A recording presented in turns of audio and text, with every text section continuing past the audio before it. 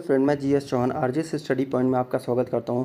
दोस्तों, सबसे पहले आपको कृष्ण जन्माष्टमी की ढेर सारी शुभकामनाएं। मैं ईश्वर से यही प्रार्थना करता हूं कि शीघ्र आप अपने लक्ष्य को प्राप्त करें।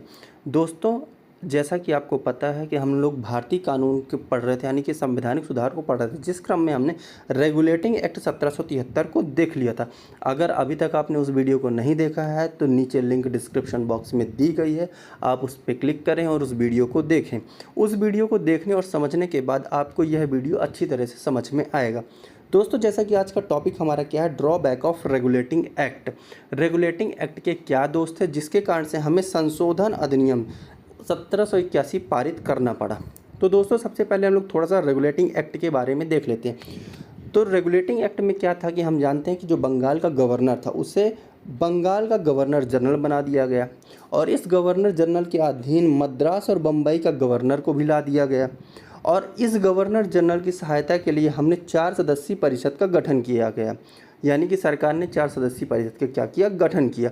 और साथ ही साथ जो कंपनी के कर्मचारी थे वो निजी व्यापार करते थे, उसके निजी व्यापार पर रोक लगाई और उन्हें भारतीय लोगों से उपहार और रिश्वत लेने पर भी क्या कर दिया, प्रतिबंध आरोपित कर दिया गया।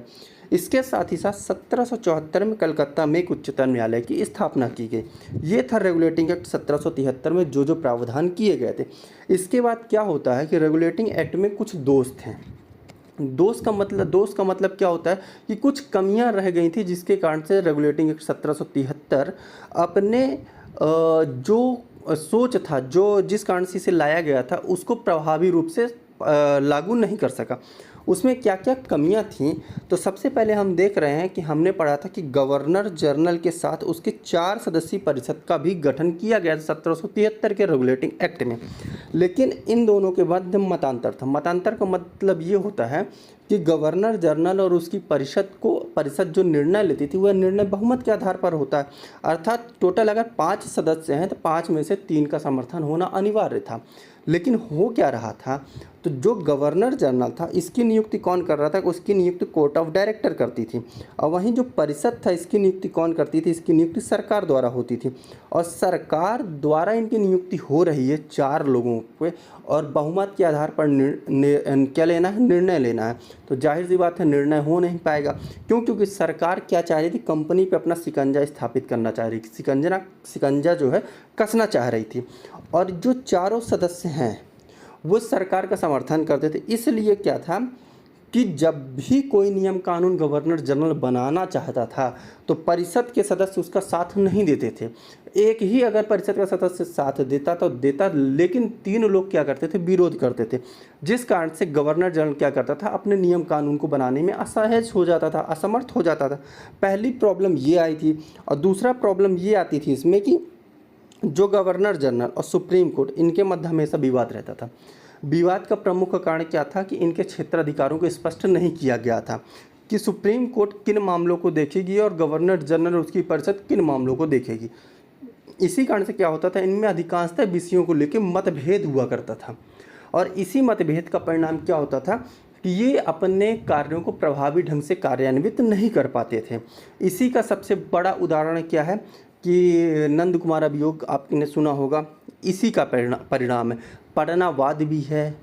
इसी तरह से बहुत सारे वाद थे जो गवर्नर जनरल और सुप्रीम कोर्ट के विवाद के मध्य हमेशा लपेटे गए थे। इसके साथ साथ दोस्तों क्या होता था, गवर्नर जनरल और मतलब कहा जाए जो कंपनी थी और क्राउन, ठीक है ना, कंपनी और क्राउन, तो सरकार क्या चाह रही थी, सरकार का मतलब क्राउन, कि कंपनी पर वह नियंत्रण पूरा स्थापित करे, ठीक है। लेकिन सरकार क्या थी, जो सोच रही थी उसको कार्यान्वित नहीं कर पा रही थी। क्यों? क्योंकि हमेशा जो सरकार की प्रशासनिक तंत्र था, चाहे 4 सदस्यीय दल परिषद का गठन करना हो, चाहे सुप्रीम कोर्ट का गठन करना हो, इसका हमेशा मतभेद चला करता था कंपनी के गवर्नर जनरल से। और उस मतभेद का परिणाम क्या होता था, इस पर नियंत्रण अधूरा रहा है।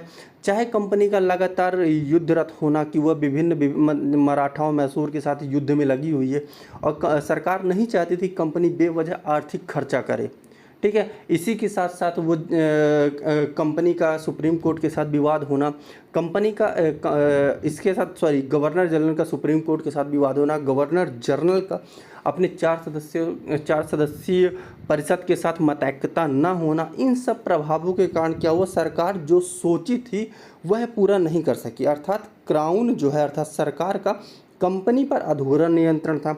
हमने आपको बता दिया कि इनका क्षेत्राधिकार क्या था, अस्पष्ट क्षेत्राधिकार था। इसके साथ साथ दोस्तों इसमें विधि की भी अस्पष्टता थी। विधि की अस्पष्टता का मतलब क्या था कि जो भी सुप्रीम कोर्ट के न्यायाधीश थे, न्यायमूर्ति थे, वह अंग्रेजी कानून के तहत वादों का निपटारा करते थे, क्योंकि वे भारतीय पद्धति परंपराओं से अनभिज्ञ थे। इस अनभिज्ञता के कारण क्या होता था, वह जो भी न्याय निर्णय मतलब कि जो भी निर्णय लेते थे वह अंग्रेजी कानून के तहत लेते थे, और उसी का परिणाम क्या होता था, आम जनमानस में इनके प्रति रुष्टता की भावना क्या हो गई, प्रज्वलित होने लगी।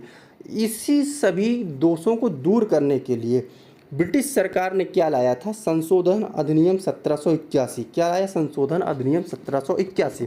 इसमें क्या किया, सबसे पहले जो गवर्नर जनरल उसकी परिषद का सुप्रीम कोर्ट के साथ मतभेद था, विवाद था, विवाद का कारण क्या था, क्षेत्राधिकार की अस्पष्टता और भी बहुत सारे मसले थे, उसको इस संशोधन अधिनियम में स्पष्ट कर दिया गया। ठीक है, गवर्नर जनरल और सुप्रीम कोर्ट दोनों का पृथक अस्तित्व दिया, दोनों को पृथक पृथक अस्तित्व का मतलब क्षेत्राधिकार डिसाइड कर दिया गया। कैसे कि जो गवर्नर जनरल उसकी परिषद है, उसके द्वारा जो भी जन सेवा के रूप में कार्य किए, जन सेवा के रूप में किए जाने वाले कार्य को सुप्रीम कोर्ट के क्षेत्राधिकार से बाहर कर दिया गया।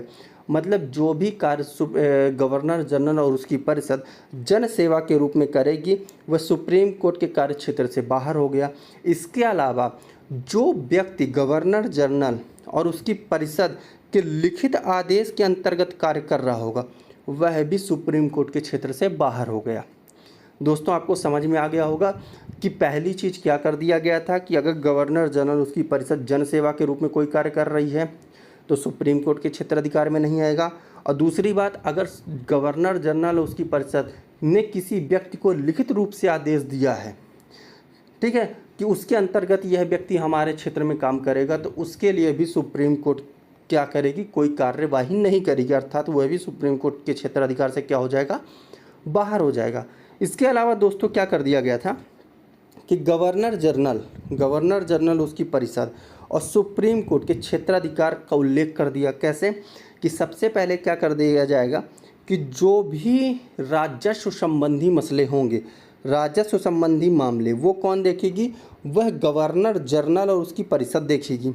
ठीक है, अर्थात कहा जाए तो राजस्व संबंधी मामलों को क्या है, सुप्रीम कोर्ट नहीं देखेगी।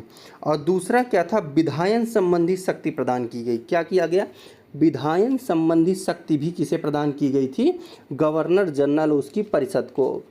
अर्थात सिंपल सा मतलब ये है कि अब भविष्य में गवर्नर जनरल और उसकी परिषद बंगाल, बिहार, उड़ीसा के लिए आवश्यक विधि का निर्माण कर सकेगी। क्या कर सकेगी, विधि का निर्माण कर सकेगी, परंतु जो भी वह विधि का निर्माण करेगी उसे 6 माह के अंदर बोर्ड ऑफ डायरेक्टर और सम्राट के सेक्रेटरी ऑफ स्टेट को भेजनी होगी।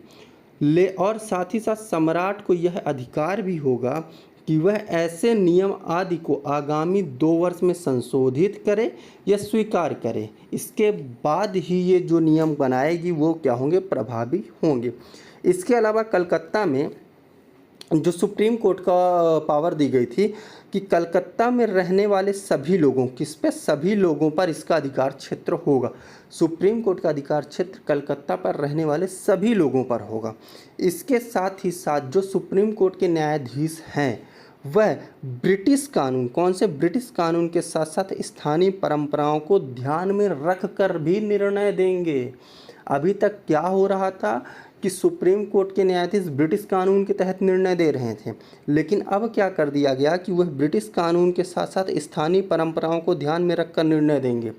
और दूसरी चीज़, अभी तक सुप्रीम कोर्ट का क्षेत्राधिकार स्पष्ट नहीं था कि उसके सीमा के तहत बंगाल, बिहार, मतलब कि पूरा बंगाल आता है कि सिर्फ कलकत्ता आता है, बिहार और उड़ीसा का क्षेत्र भी आता है कि नहीं आता है, वह भी स्पष्ट कर दिया। कि क्या है, कलकत्ता, कौन सा, कलकत्ता में रहने वाले सभी लोगों पर इसका अधिकार क्षेत्र होगा। दूसरी चीज़ क्या था, अब सुप्रीम कोर्ट राजस्व संबंधी मामले नहीं देखेगी। तो राजस्व संबंधी मामले कौन देखेगा, गवर्नर जनरल उसकी परिषद राजस्व संबंधी मामले देखेगी। इसके अलावा विधायन के मामले की शक्ति कौन किसे दे दी गई थी, गवर्नर जनरल उसकी परिषद को। दोस्तों उम्मीद करते हैं कि आपको यह वीडियो अच्छी लगी होगी, समझ में आई होगी। अगर आपको यह वीडियो पसंद आई हो तो आप लाइक करें, शेयर करें, सब्सक्राइब करें और कमेंट करें। साथ ही साथ दोस्तों, अगर आपने पहला वीडियो नहीं देखा है तो उसकी लिंक नीचे डिस्क्रिप्शन बॉक्स में दी गई है, आप जाएं और उस वीडियो को ज़रूर देखें। धन्यवाद दोस्तों।